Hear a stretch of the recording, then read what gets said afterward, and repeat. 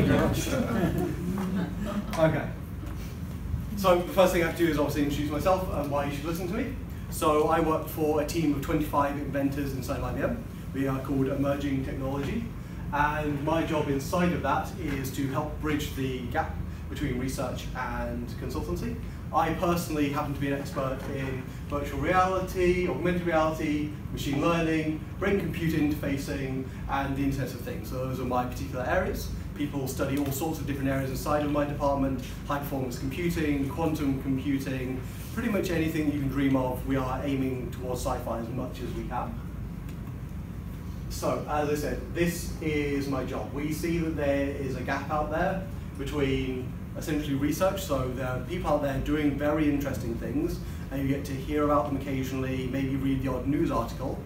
And there are people out there who are beginning to take technologies up, but they don't know how to reach research, because some of that research is actually ready to go, but it hasn't really reached the real world yet. So our job is to go and learn what those researchers are doing. Often this in a very abstract sense, and we have to sit there and learn that and understand how it can be applied to the real world. So my job is, as I said, is to take that knowledge, bring it out to places like Waitrose and things like that, and be able to tell you, oh, okay, maybe we could apply this to Waitrose's problems in this way or that.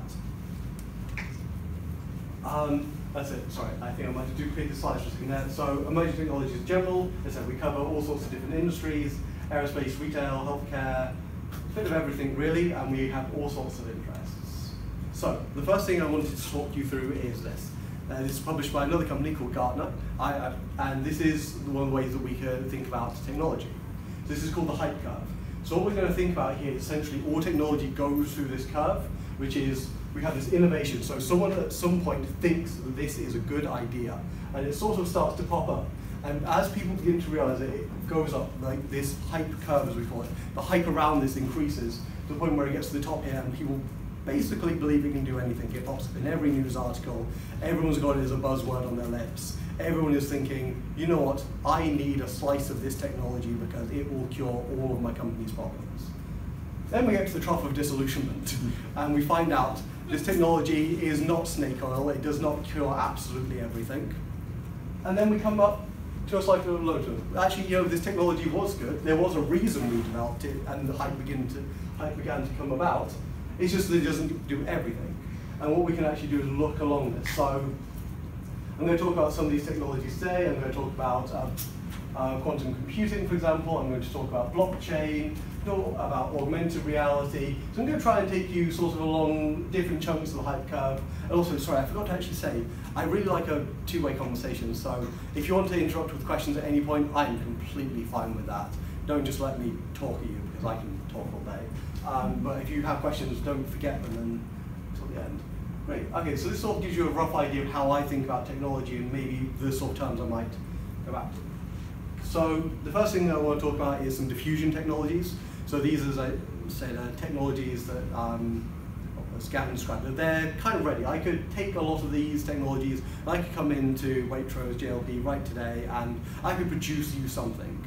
It might not be all the way as much as sci-fi dreams it could be, but these are definitely things that are ready to go in some sense. We're still evolving them. They're very ready to, and some of them, as you'll see with smart speakers, are already out there in the world, but I've included them because I know there's another generation to come, and we need to be thinking about that generation. So, virtual and augmented reality. So, for those of you potentially who don't know the difference, I'm sorry if I confuse you. The difference between virtual reality and augmented is, with virtual reality, you're completely covering your vision. You're replacing your entire world. And it's usually just with vision, but it can include other things. So we can do sound, obviously, as well. So we've got all the sounds of the virtual world you're in as well. We can then put you on some sort of suspension rig or three-dimensional treadmill, so you can walk around and move as you want. We can include haptic devices, so you can actually reach out and you'll have something on your wrist, and as you move, it'll resist, so it feels like you're really touching something. It'll put all the right resistance there, so that this virtual object is actually there in your senses. And I actually personally just published a piece of research for putting a band around here and messing with the fluid in your ears, so that we can mess with your sense of balance. So if you want to be on a pirate ship in your virtual reality, you can feel the sea swaying back and forth. So we can create all that sort of immersion. Thinking of other senses and thinking about how we can transfer the in-store experience into a digital experience. Is anybody looking at smell and taste? Taste has not been looked at to my particular knowledge because it would be very hard. Smell is something that is looked at, but it's very hard because to develop, because you're essentially speaking of a particular molecule and associating that with a smell, we need to have something which will be able to generate random molecules at will, which is very emerging technology. So there are ones out there, but they have pre-canned smells in them. So you can have, that could work if you were particularly selling, let's say, barbecue stuff, because the summer's coming, you could have some liquid smoke in there and just kind of create that, oh yeah, that's kind of a barbecue-y smell as you went along there, something like that. That's very doable.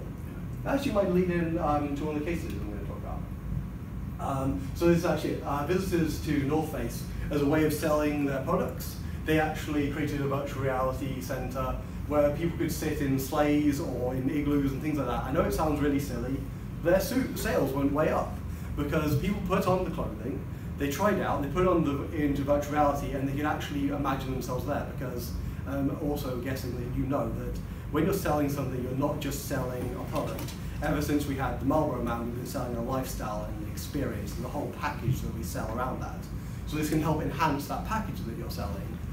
And it's not just for sales as well. You can obviously do it for other things. So Walmart, who's currently the world's largest retailer, they now have virtual reality for all of their manager training. I can't remember what it's called, Walmart Academy, there we go.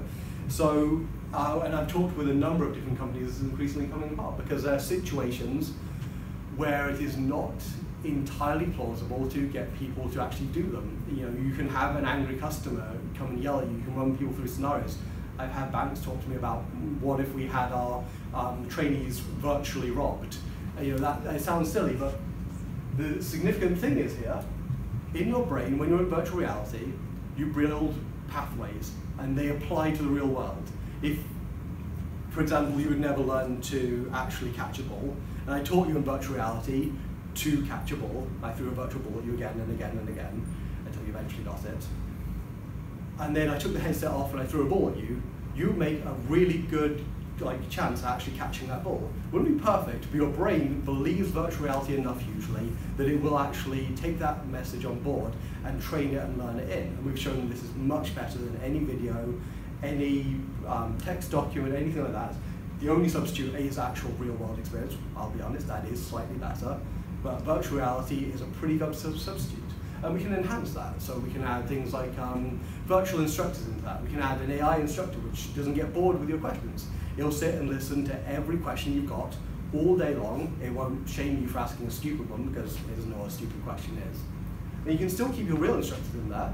You used to get them to spend more one-on-one time with people instead of answering stupid questions. They're now giving their expert advice. They're giving years of experience. Again, you don't replace a human being, you make better use of them. That's what technology is all about as far as I'm concerned. So augmented reality. So I just wanted to look at a couple of case studies here. So this one used eye tracking through the store and then mapped that into augmented reality. So through a headset, someone was able to look through the store and see a heat map of where the customers were looking. Again, the store layout is a huge thing for you to design, and you've got ideas of how your customers are using it, but this really shows you. You can see exactly what they're scanning around and looking at. But you could do this with all sorts of things. Last time I was here, I was talking about doing this for your server rooms. You know, the hot and cold flow of air through your server room is a huge thing. And again, you can put sensors and things like that, but imagine being able to walk around and actually see whether the air is hot or cold.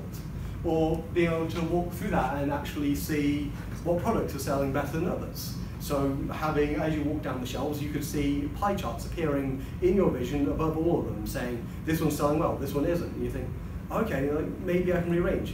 It's taking data you already had, I admit, but it's adding it to an intuitive way of looking at it. You know, that's a different way for people to process and think about the same information, and that can allow for breakthroughs. It's more natural, it's more involved in your environment.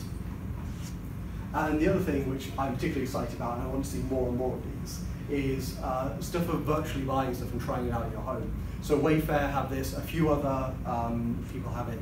So the ability to look through a catalogue, grab an item, look through your iPad or headset, depending on what you're using, and actually go, you know, what would a chair look like if it was just there? Or how about I go and design my kitchen, which is currently bare, which is all my house, and I put all the different little IKEA bits that I want there, or the John Lewis bits that I want, or whatever that happens to be there. That can really help make a sale. Someone can imagine how it actually looks. Or you can scale this up and down. You could do it for, I don't know, landscaping a whole garden. Just miniaturize the garden on top of the table and work with it there. We can use gesture recognition in front of the iPad or in front of things like HoloLenses and do gesture recognition so they become more interactive and intuitive. So I just wanted to talk a little bit around where the future of this is going. So this is very fuzzy, so I might have to leave this bit out. So small lighter headsets. So these are 2 augmented reality headsets that are coming out. If any of you saw me bring the HoloLens last year, it is clunky, it is heavy. So this is a new one that's coming out pretty soon from Leap, called Leap Magic, and looks much cooler as well, I think.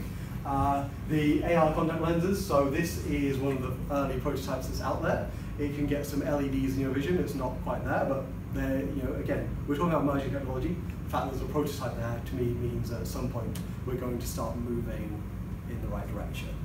There's always going to be issues. It may not end up quite what we think, but even if we get it down to being glasses, most of us wear those already, so we're pretty fine with those. Inside tracking versus outside tracking. So virtual reality, for good tracking, usually you have a couple of boxes somewhere up in the corner, and they are watching you, and they are actually helping you track and move around. So there's a push at the moment and several good innovations around inside-out tracking, which means that no external boxes, no external equipment. So at the moment we just need a computer, and we've got lots of good things that will help us miniaturize computers soon, so again, virtual reality will become much more portable. If any of you have a Galaxy phone, you can already do it through that, but the quality isn't great. It would be nice to be able to get things like Vive or Oculus Rift quality, but in the size of a single headset, and I think that's very possible. I'm going to say 3-4 years. This, unfortunately, is really fuzzy, but essentially this was a retail questionnaire, and they were actually talking about customers who would be excited about to see augmented reality, and 71% of them said they would shop in a retailer more if they had augmented reality. Those are going to be slightly overblown, because everyone gets a little bit excited to go, of course, if my retailer had more exciting toys for me to play with, I would go there. And I think this one was about them being willing to pay more if they actually had the opportunity to explore things in augmented reality. If they had the ability to use an app to actually look at how things would look in their own home, that's the service they'd be willing to pay for. I would. I'd be excited to use that. Okay, so on to a less fun one and a little bit complicated. I'm gonna try and sandwich fun and slightly less fun together. So this is blockchain, which I'm guessing some of you have heard of. If not, then you've definitely heard of Bitcoin. Yeah, there we go. So blockchain is an underlying technology, and it existed before Bitcoin, but no one really paid attention to it. And when someone wanted to create a virtual cryptocurrency, they rediscovered blockchain and went, wow, that could work for us. And then when Bitcoin exploded, we discovered how useful blockchains can be. They're cryptographically signed, so we know what people are doing what inside it. We can authenticate who people are. They are distributed, and they are open. They are very different databases in lots of ways, and they come with a lot of unique advantages. This could really change the way that we process data amongst wide networks of people, especially nation-wide networks or international networks that have these sorts of issues. I'm just going to have a little slide on so not controlled by a single entity, so no point of failure. I'm imagining someone who's technical in here panics about something going down. There's a server somewhere where if it goes down, or too many of them go down, there are 1,000 loss per hour. Nice thing about this, so the blockchain, the people who work with it have their own local copies, so they can continue to work with it. There's no single point of failure. Unless you have more than 50% of it. Yeah, okay. Yeah, fair enough. No, you're right. But there's still no single point of failure, that's a half point of failure. But I'll take that on board. You've got a lot more robustness. Will you agree with that? If you have the diversity. Mm-hmm. Yeah, but if I'm talking about something that spans most of your supply network, and 50% of your supply network is taken out in some sort of problem, I'm thinking that's a pretty extreme scenario, and maybe not your biggest problem is the fact your blockchain's down. Sure, so transparency and incorruptibility. So the data is transparent because it's an open ledger. these can be permissioned. There's versions of blockchain that can be permissioned if that's the sort of thing you worry about. But actually the openness of it's quite good.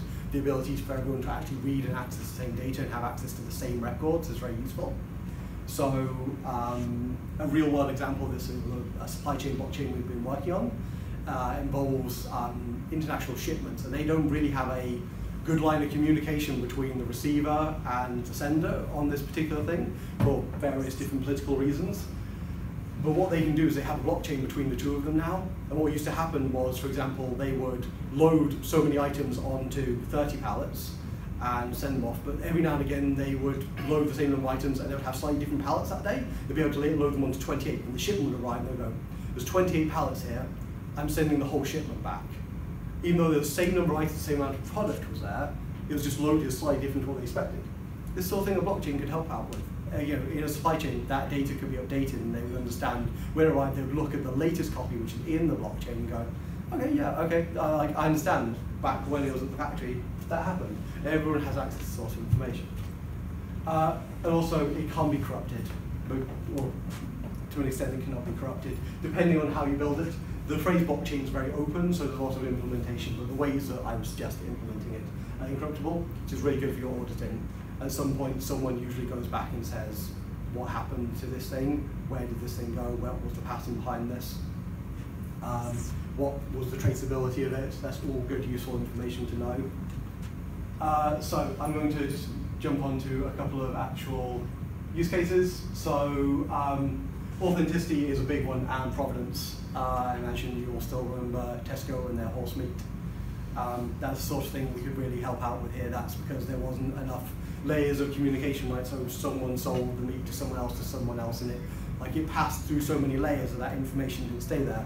But if we force everyone in the supply chain, even if they're different companies, to use the blockchain, then I theoretically could buy my burgers out of the Tesco fridge, scan the barcode, and have it come up, and I should be able to trace the entire path of where that meat has come from, maybe even get a picture of the horse, if that's the way I want to do it.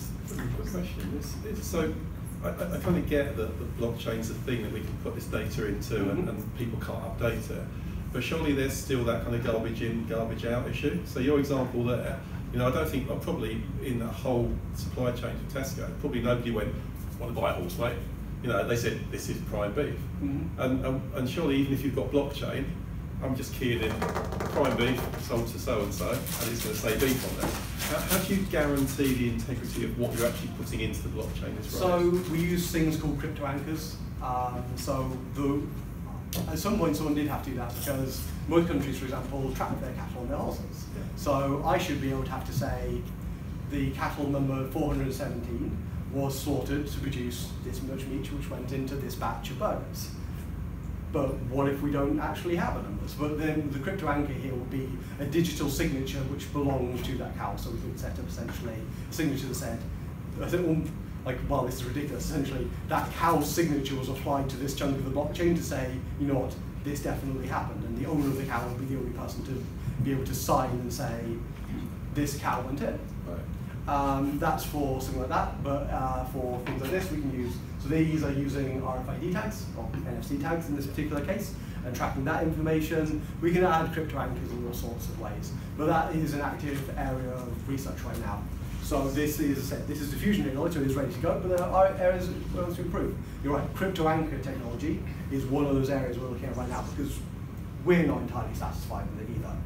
There are ways to do it, but there are not guaranteed cast iron, really nice ways to do it. So that's somewhere where we're looking to improve right now, and so are a lot of other companies.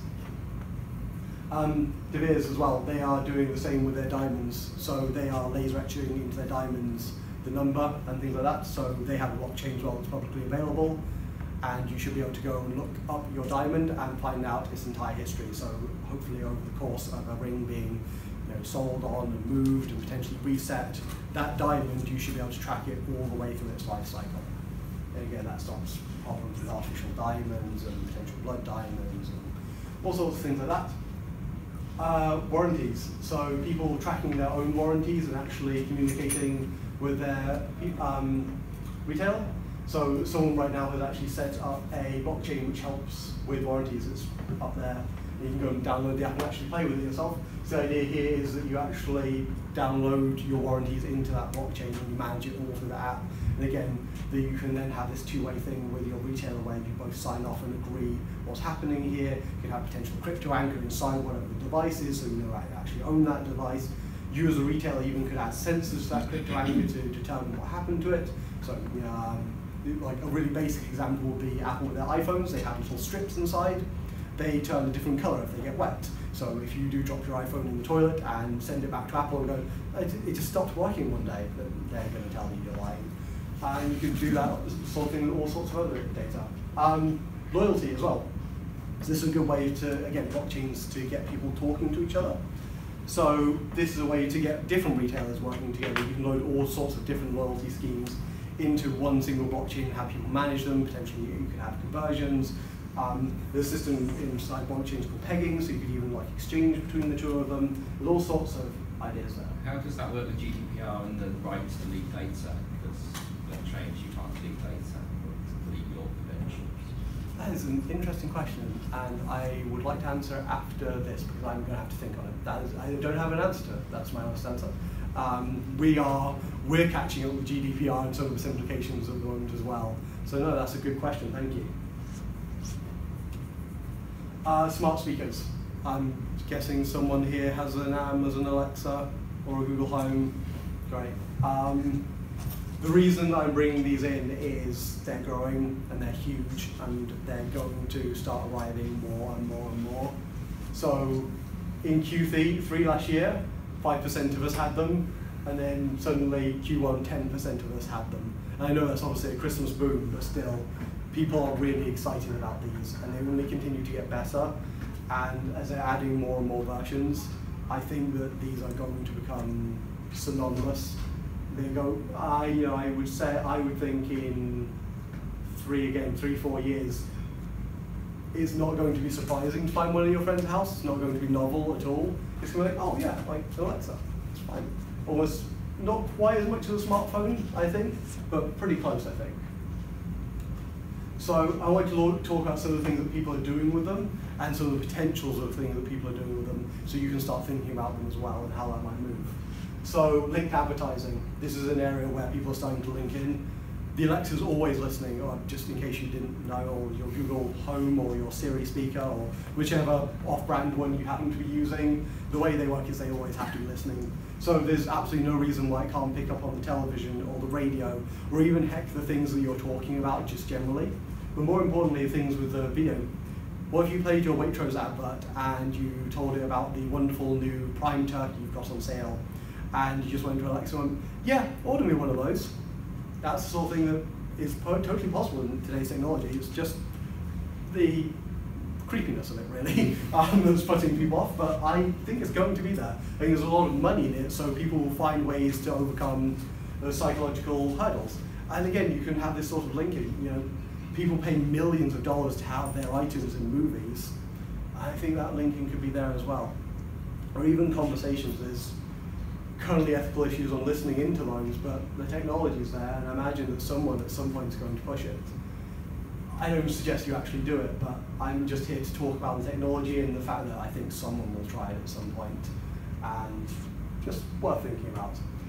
So, Poshmark. Okay, so as you know, Alexa has some visual versions as well, and Poshmark has a nice version where they will bring on a stylist on the Alexa for you.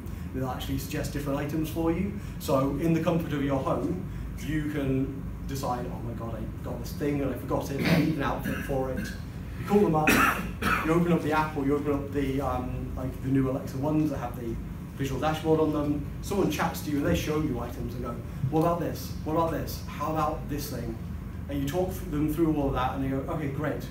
Let's put that in your basket, and if you want to check out now, I can have it to you tomorrow, next day delivery. You can make retail very accessible from the home in an entirely new way. People are already doing Alexa buy me this, or Alexa add this to my shopping list, but that's a very unique service. And I think, again, while it's going to be novel and premium, it's something that could be out there. And if you train people up, again, the sort of, when you provide people with support and encouragement around buying something, I think you see a huge uplift in sales. So I would imagine, for example, Christmas time, helping you organise people's Christmas dinners. That's a really stressful thing to do. And someone will know all the different items that are on sale. You need to memorise 100 different items that you're realistically selling over Christmas, the different turkeys, the different pigs and blankets, and provide them with the advice and knowing the weights and advising on cooking times, things like that. You can even follow up on this stuff. Alexa for Business. A lot of people don't actually know this exists, but Alexa is now available for businesses, and they are there for meeting rooms and things like that. So they are there for you to access data and to provide essentially a personal assistant, but just for you. You'll get your own personal assistant. Say, send me an email, add a note into my documents that says this, find me the data on last month's sales. And this already works. This is, again, not perfect, but it already exists. So it is there for conferences and for personal people. And I think this is going to explode and should be thought about. Again, particularly for the technical people in the room, how you're going to think about supporting this, because natural language querying through things like this is going to become more common. So there's a thought that you're going to need to have, how do you support natural language querying? Cognitive expert advisors, which is the natural follow-on from things like smart speakers, but basically better.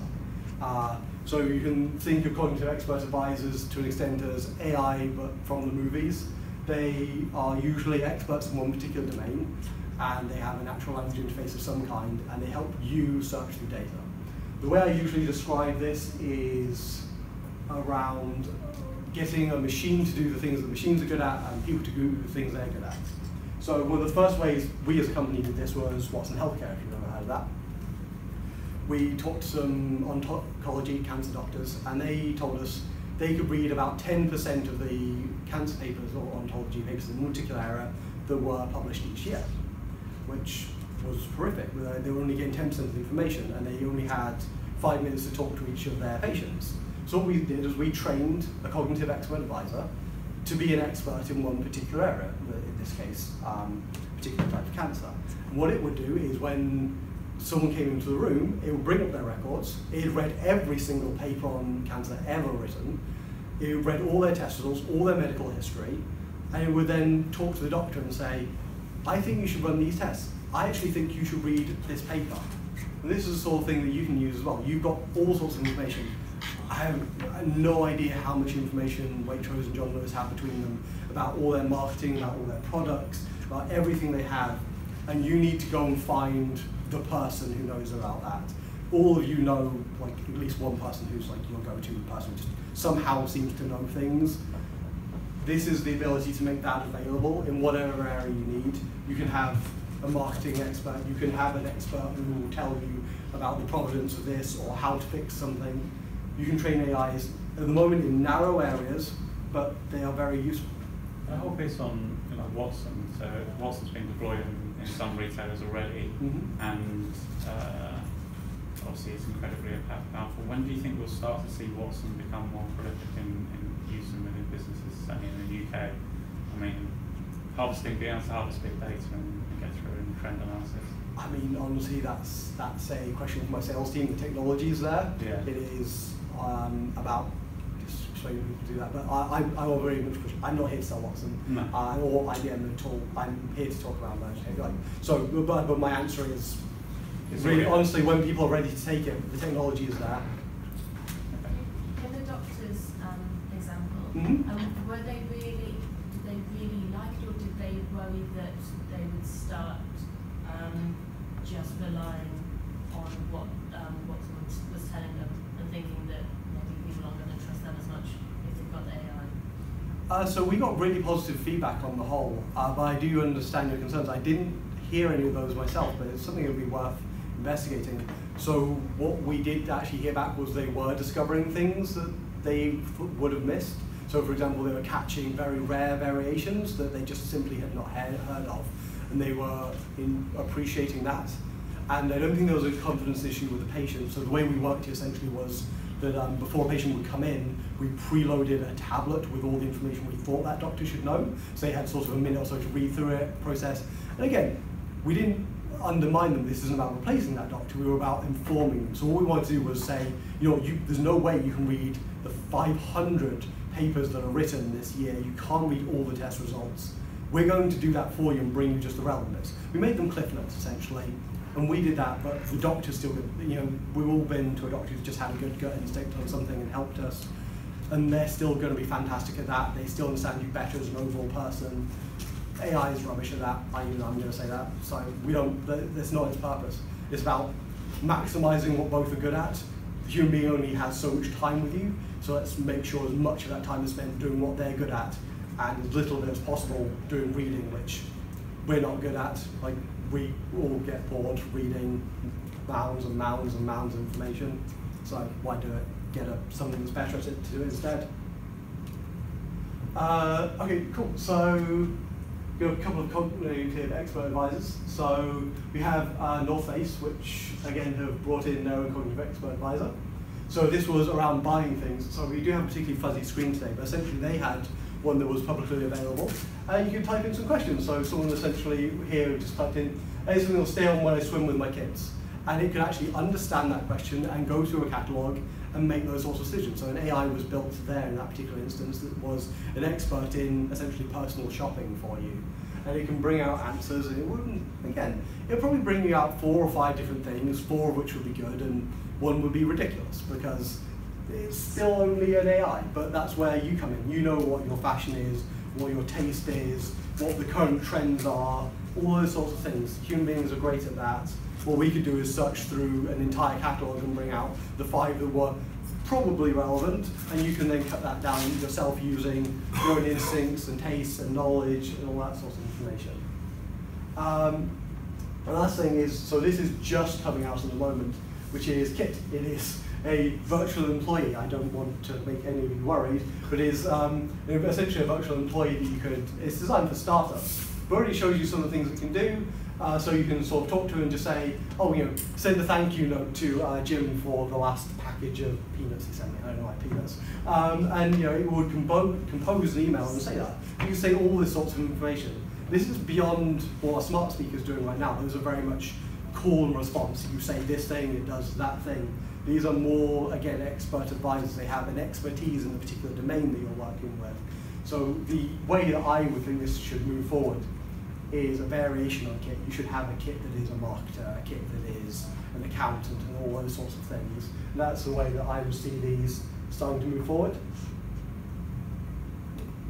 Robotics. So finish off on a fusion area with something a little bit more fun. So we've got some different robotics there. So we have one from Amazon and Domino's, and I can't quite remember where the last one is from. But these are 3 different ways, and I'm not going to do a slide on what a robot is. I'm going to guess that we have that nailed down already. But I wanted to explore the sort of 3 different ways I see them being used in retail. So in-store customer service, using them to manage your own warehouses, and also bringing the store to the customer. Again, I think there's a big theme at the moment about breaking down this barrier between store and customer. So we saw through the expert advisors, through the smart speakers, about actually bringing your brand and bringing your retail store closer to home for people, so it's just more accessible.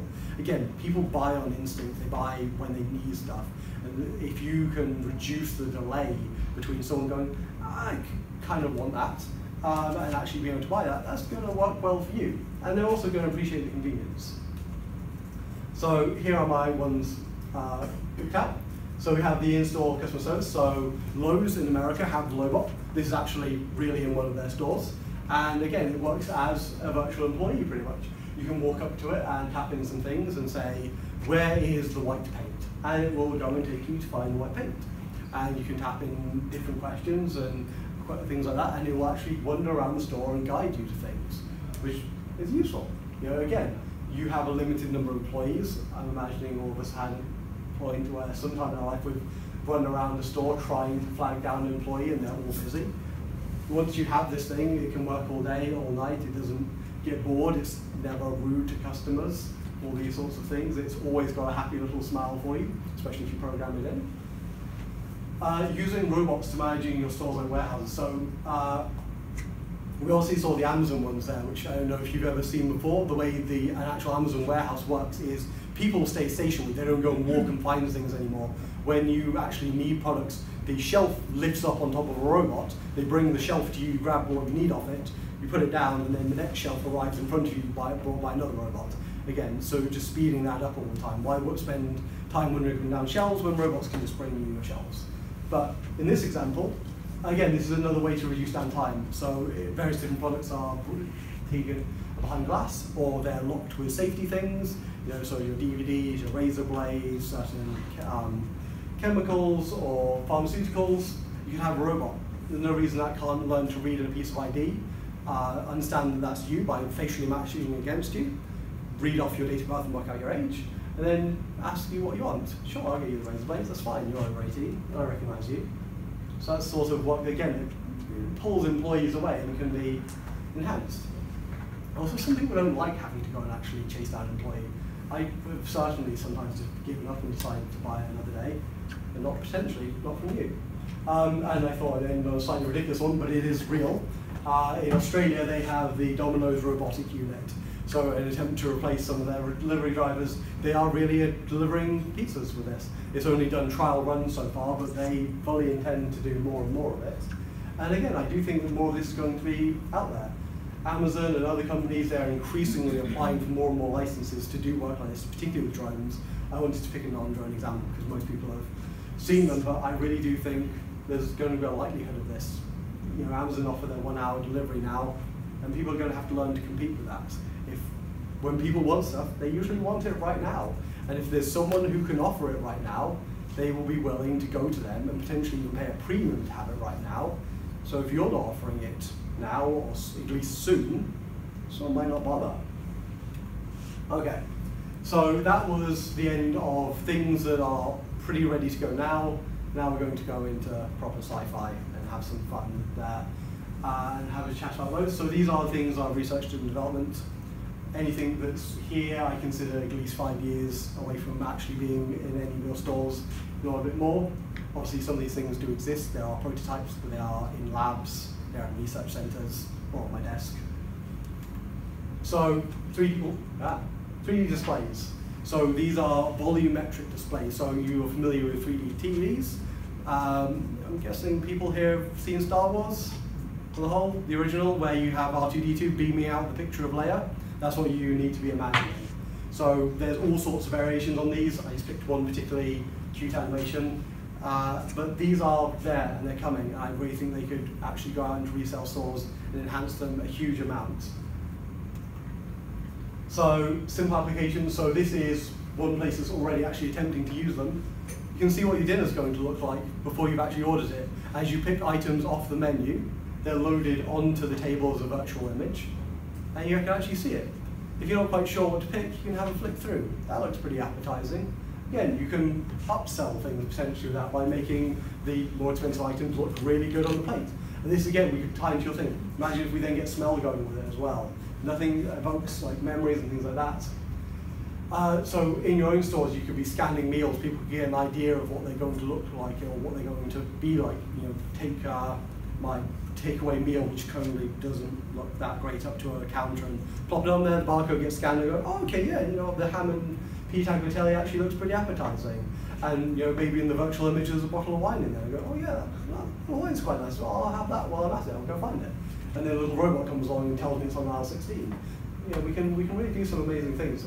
Flat pack furniture. So again, be able to scan and do that. So we're going back to augmented reality here, but at the moment I have to have a screen or something like that. I think maybe the leap after augmented reality is the ability to go around IKEA, note down all the little numbers on the whatever it is, and then you go to like cubicle 17 happens to be free right now, you put them all in, and suddenly there's a whole kitchen laid out, and you can go and stand in and actually look at all these holographic images and go, yeah, those tables really work, that chair's fantastic, I'm not so sure about that lamp, all those kind of things. Again, the ability to experience and get more involved with the thing that you're looking at buying can only help excel. Same with designers as well. I don't know if any of you are 3D designers. There's always a limitation on 3D design because you're trying to design a 3D thing and looking at it through a 2D portal. Wouldn't it just be nice to have a display here where you can go hologram and go, okay, yeah, so it kind of looks like that, or when I actually look at it from this dimension, we use 3D printing now to help with that problem, but a 3D print takes hours. This could be real time. Ambient intelligence. So this is more of an amalgamation. We do consider it a technology all of its own. It's the technology of allowing environments to just be intelligent. So I tried to talk about some of the different things here. So you walk home and your front door just recognizes you and opens because it knows you're you. You have a map up in your living room and it just happens to show the location of your children and your parents, and potentially even showing the route home that it thinks they're about to take, because it knows that they're going to drive home from work in about 10 minutes. That's often they usually do drive home. And there's a section marked to say there's roadworks. And the oven turns itself down slightly and cooks your food slow because it knows your partner's not going to be home in time, and you usually eat together because it's seen you eat together. I know it sounds weird, but your home could be smart, but so could your retail stores, and that's the thing that onto you. The fridge could indicate what you could prepare tonight because it can know what ingredients inside it. It could also potentially tell how they're going off. We can add sensors potentially for different chemical signatures, so it actually knows what's going off, not even just scanning them.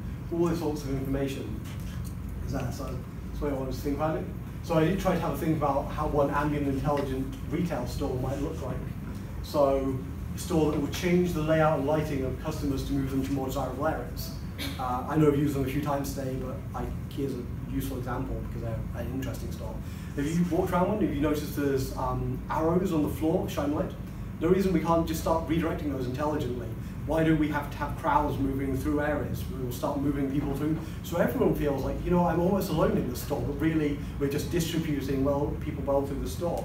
We can change the lighting around certain areas to actually make certain things seem brighter and more attractive. People go towards bright things. And if you want to sell something, that's a good way to sell things.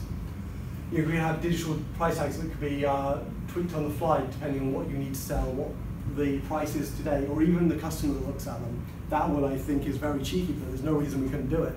An ambient intelligent store should know who its customers are, it should know where they are, it should know their background, it should know that maybe this person is a loyal customer and deserves a discount. Maybe this person recently came into a lot of money and maybe they get less of a discount. There's all sorts of different things here. Smart mirrors, so that's a good version of augmented reality, but there's no reason why I shouldn't be able to walk past a mirror instead of seeing myself. It recognizes who I am, it knows the sorts of clothes I've bought before, it even knows potentially clothes from I've looked at on Instagram or Twitter and things like that, so it's got an idea of my style, and it picks out from the range of clothes. Yeah, I think those are the ones that I think you would like from here. I think the flared jeans would be absolutely fantastic on you. And that's an idea. All these sorts of things. Shelves that people could touch, and again, this shelf could indicate itself. It would know if there's more in the back or if there's different sizes. Just adding all this intelligence, everything you would normally have to go and talk to a human being or get someone involved or make an action to do would just be there, just be part of the store. And, the bits and pieces required for this technology are all coming together. I really do think this is going to be seen inside of, I'm going to call 8 years on this one. I do think that variations on this, 8 years. Okay, so, sorry for the phrase, but non-one Newton computing. So, the computers you have right now are those things called von Neumann computers. They've all been running pretty much the same chip architecture since we developed computer chips. We have got new ways of doing things. We have neuromorphic chips and we have quantum computers. So neuromorphic chips are an idea of talking about what was earlier. Human beings are good at certain things which computers are not. For example, I can recognize that that's a cup. That takes me exactly no effort to recognize that that's a cup. That's quite a hard problem for a computer, really genuinely difficult. Visual recognition, absolute nightmare to work with. So that's a very hard problem. So we thought, okay, why don't we try and design some physical hardware chips that actually work like a brain? We've done this on software, we've tried simulating brains by producing neural networks and things like that, but then we just end up running them on high-powered GPU processors, things like that. We'll just design a chip that actually has an internal architecture that fires and has neurons and synapses like your brain. These exist, by the way. I have them in my lab. We've been using them for visual recognition, and they work really well. But the particularly fantastic thing about these is they run on no power. So when we work with the GPUs, they run on hundreds of watts of power. these run on milliwatts. They run on like the amount of that clock is using, which means that we can bring them right to the edge. Again, these help with this sort of ambient intelligence thing we're all aiming towards. There's no reason we can't have this inside of your phone. So instead of working with things on your phone, and often there's a bit of a lag if you have to do anything visual recognition-wise, it has to go up to a server where some big computers do the visual recognition and it comes back. No, it's just on your phone, it's instant, it's immediately there. All the sorts of power we normally would have to have massive banks of GPUs doing, there's a good chance we can have that running on your phone or in your potential smart glasses and all these sorts of hardware by bringing this architecture and bringing it right to your pocket or your computer in the spot. Quantum computing is always a bit of a nightmare to talk about, but I did think it is worth talking about because I could honestly do a 2-hour lecture and you still wouldn't understand what it is because I barely do. Essentially, here's the thing. Quantum computers working on quantum principles, which we've always known about, but we've never really explored. And by doing this, we can explore multiple states of computation, multiple paths, essentially, through a problem at once. So, as I said, 200 bits of normal computer could store that sentence. That sentence right there, assuming I'm going 8 bits of character, there. With 200 quantum bits, you could store more information than there are atoms in the universe. And this means that you can both store massive amounts of information inside of a computer at the same time, but also work and explore that. And there are large data problems that you have that quantum computers could be here to help you solve. So I did have an idea. So as I said, yeah, I've probably already talked through the neuromorphic stuff, which is again all about bringing this sort of power visual recognition, audio recognition, like these hard problems to the edge. But here are some things I think you should know about. For a start, the death of encryption. Most traditional encryption systems will not stand up against quantum. There are quantum safe stuff being developed, but none of them have been proved to be quantum safe. They are only suspected to be quantum safe. So that's a problem that was for the technical people in the room. You need to be aware of. I used to be thinking about over the years, just as you hear about quantum coming out more and more and more, just be thinking about, back to the blockchain, what if we do break it? Then we have issues there we need to think about. What if the HTTPS on my website breaks? We need to be thinking about that. So there are stuff out there. I just want people to be aware of it. But so again, supply chain management. I don't know if any of you have heard of the traveling salesman problem. It is essentially a problem of basically working out how a salesman could go between all the different places on his map in the shortest possible route. I'm pretty sure about a 7- or 8-year-old could figure it out. A computer really cannot. It's what we call an MP problem. It's one of those special problems that traditional computers, the von Neumann ones, absolute nightmare for them. Quantum computer would sneer at it, same as the 8-year-old. No problem at all. They'll probably do better than the 8-year-old, I hope. So that's an idea, again, of where they can solve problems where we traditionally haven't been able to. Again, things like how to properly stack a set of shelves or fit the maximum amount of things into a particular unit of storage. Those are MP problems. We would think that a computer would be really good at them because we're used to the idea that computers can solve most problems really fast. There are still these problems out there, the MP ones, where computers are just terrible. But because we can apply quantum to them, they're there. So we do have quantums out there for people to use right now, again, if people want to play. IBM has a publicly available one called the IBM Q, so you can go and use it yourself. We also have some commercial ones on loan at the moment, but again, they are very much coming. And last thing is sales record management. So again, I assume you have some massive batch systems, but the idea of trying to work with a data set which was every product, every sale you have ever made would be an absolute nightmare. I have no idea how big that data set would be, but it would just be enormous. But again, a quantum computer wouldn't have that much trouble with it because of the way that it can take all these different paths through that data almost simultaneously. It's not truly simultaneously, but almost. You can work with these problems again. So when real quantum computers come up, I think know what I'm talking about. I can sense a question. Yeah, so I was going to say, so if I take a computer like this and open it up, I kind of expect to see some chips and a bit of a power supply and a bit of a bus that's linking everything together. If I opened up the lid of a quantum computer, what am I going to see in there? Because at the moment it sounds really sci-fi. So, right. So for the neuromorphic, you'll still see a traditional chip. That's basically what it looks like. You can't really tell the difference. For a quantum computer, to be honest, it does look pretty sci-fi. It is super cooled at the moment, but we are working on that problem by trying to create room temperature superconductors, which are a problem, but we are working on them actively. But yeah, they do look essentially, I don't really know what to describe it. They look like something out of a chemistry lab. They are a big cylinder full of copper tubes and wires and a bit of steam coming off. We also have to reset our current one every 20 hours or so, and we don't know why. We don't fully understand the principles it's running on. We just know every 20 hours or so it breaks. So this is why it's at the research and development rate. Just every now and again we have to turn it off and on again.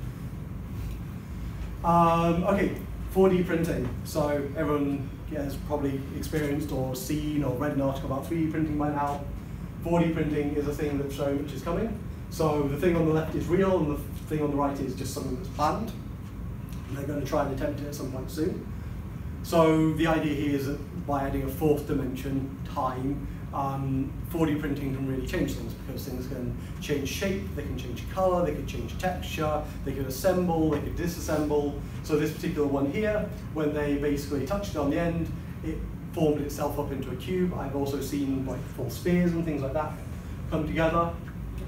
So I want to have an idea around how, again, this could potentially work for retail. So again, flat packs, rather than having a screwdriver, you could touch them with electric charge or some water or some things like that. Sounds ridiculous, but there's no reason your flat pack furniture can't just start assembling itself. Jewelry that's 3D printed and change shape when you put it on. It could respond to the heat of your body, to potentially the oiliness of your skin, even the length of your neck. Again, you could buy all this stuff. So this allows for customizability.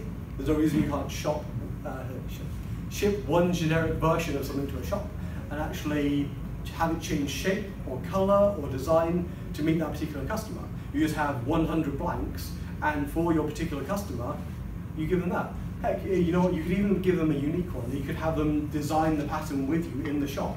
Wouldn't that be an amazing experience to be actually go, you know, I like this, but I like that, I would like a red bit in the middle. You can have many variations as you want, without having the nightmare of manufacturing 100 SKUs. How are they programmed to change? Sorry? How are they programmed to change? It depends on the variation of 4D printing. Some of them are temperature sensitive, moisture sensitive, and electric sensitive at the moment. Those are the 3 variations I've seen. But right now, this is very much on the edge of things, so I would see more things. But the idea is that, yeah, programmable. So probably something like along the lines of touching it with a sensor and maybe attaching a computer of some kind, I would imagine. And essentially sending the right pulses of electricity through it to just go, yep, turn this bit red, fold this bit in half, do this thing. So I expect when we see it, we'll have like a limited number of variations, like a Lego kit almost. You can only do so many things with it, but there's still a lot I think you can do in that. And those changes are happening at the molecular level. Yeah. So by putting that current in, the molecules are rearranging themselves. Yeah. So again, this is a project that's right there right now. They want to be able to create this. So the idea is they're going to be able to discharge and build this gazebo out of nothing, and this material is just going to form into this giant gazebo. Smart dust. That's the last thing on my menu, but again, something that I think is a little bit out there and worth paying attention to, particularly if you're on the food end of things, I think. So this is a fingertip, and that is one piece of smart dust, just there. That has a GPS sensor in it, to give you an idea. It's not just a tiny fleck of nothing. It has communications, GPS, battery, the works. And you can manufacture them for almost nothing. And there's a lot of companies looking into this right now. So the idea is that you manufacture hundreds, thousands, millions of these things, and you do scatter them everywhere. And you could use them to track your inventory, in the fields where Waitrose is growing its food. It can be used to monitor the temperature and how those crops are doing. Imagine if your field could give you a real-time heat map of exactly how all the products in it are growing. You don't have to estimate a yield. You know the yield. You could potentially have it down to knowing the size of every carrot that's in that field if you really wanted to. You can track the customers in their store. You can scatter this dust all over the floor, essentially, and as people step on it, you know what it is. And I'm even start thinking, as you step, you can also know their shoe size. So then, when we go past the shoe section, the right section lights up for the size 7 shoes. Perfect. Inside your factories, it could be around the machines or on the pipes. So again, difficult areas to get to, things you have to monitor, gutters, pipes, the insides of delicate machinery, you need to know how that is doing. You can put the smart dust in there and have it communicate back to you. There's obviously issues around here, breathing it in and having it break down and things like that. So this is, I've tried to go like nearest to furthest. This is the furthest. I think this is 15 to 20 years. But again, I think it is always worth thinking about and thinking about where the future's going. When you design for today, you should also be designing for 10 years and 15 years in the future. So Paul's question about GDPR, Mm-hmm. if we're swallowing loads of smart dust, Exactly. and we're being tracked everywhere, and the right to be forgotten, I guess it's maybe just blowing your nose, but yeah, it's going to be quite an interesting one. Also think asbestos. Yes. What Yes. could possibly go wrong? Yeah, I've been having these exact discussions, but It's people are very keen on this, so I suspect it's coming. I just don't know what version yet. It needs to be biologically safe, so it needs to degrade, which means it's probably not into metal with little batteries in. Which it means I'm suspecting carbon at the moment. Silicon's not generally good for people, but carbon we can probably break down quite safely. But yes, you're right. This is why it's 10 and 15 years off. This is why it lives in a lab, and completely in a lab. Most of the other ones I could find someone out there who was trying to bring into the commercial world. This one really is in the lab. But there are so many people excited about it. But I think some variant of it will come. Probably not in the form I predict. That's what 10 and 15 years do to an idea. But it's an idea worth tracking, I think. Okay. And the last thing I just wanted to finish off with an idea, which is that projects with new technology do fail, a lot of them. That's basically all I do is projects with new technology, and they come with a huge amount of risk, so I know they fail a lot. But I've also tracked a lot of companies. So one of the things I actually like to talk about and give other lectures on is risk aversity, and companies who don't take that on board are usually the ones who fail as well. You can have an idea and you can work with it, and you can have a status quo that works really, really well, and other people will copy that and it'll work really well, and then they will innovate. And some of them will fail, but some of them will succeed, and then you'll be left behind. So I was just talking about Gwilym. So a couple of examples I like to use about this are Time and Compact Computer, both very risk-averse companies. They're really good to study for risk-averse cultures. And has anyone bought a Time or Compact Computer recently? Not particularly great. So that's just all you think about. You don't need to go mad. You don't need to just have pure innovation and forget about tomorrow. But that's why I brought all this into you. Like, this is why I talk about this, so it's 5 and 10 years away. I don't say you need to be working on it right now. You need to be thinking about it. You just need to be aware of it and consider some calculated risks at some point. Yeah, and last thing is a few pictures of my team and questions. Or not. What about, so you've obviously been exposed to far more technology than most of us could ever dream of. If you handed the keys to technology at Domino's project, what do you think in deliverable time scale? I don't know, a couple of years. What technology do you think is the biggest and can be the real retail kind of? I would honestly probably bring in some cognitive expert advisors. Those are, I think, a very easy win for, because if you said like right now, they are, the technology's there, and they come with huge benefits. They allow you to get the best out of the employees you already have. You essentially build them once, and then you have a 50, 60-year-old expert who has seen everything available to everyone at all times. So that's a huge uplift, right? Instead of instead of assuming your company is like 100 employees, instead of like adding like 10 employees, you're just almost doubling the productivity of every employee. That'll be my first instinct as to what to do if you are in Gavin's job. Well, I'm after it. Is there a retailer that you would kind of hold up as they're doing a great piece in this space? So they're really on top of technology. They've got some great plans. No, the reason being is anyone who I can talk about who's done something innovative, I've done it under NDA with them. So I can't really name names, just like I won't name the fact that I was here. Okay, fair enough. Talk about North Face. I talk about stuff that was available in the news. Yeah. So I guess turning that question around, there are retailers that are on top of this technology, aren't there? Oh yes. And we should be getting worried that they're going to start to pull away from us. Yeah, huge. Especially. Well then, let's end on a positive note. Especially like startups go. I mean, I know they always seem small. They have a habit of exploding on people, and the thing that would actually be probably something I think you should do is watch startups, because when they explode, someone buys them, and the person who buys them gets a huge boost.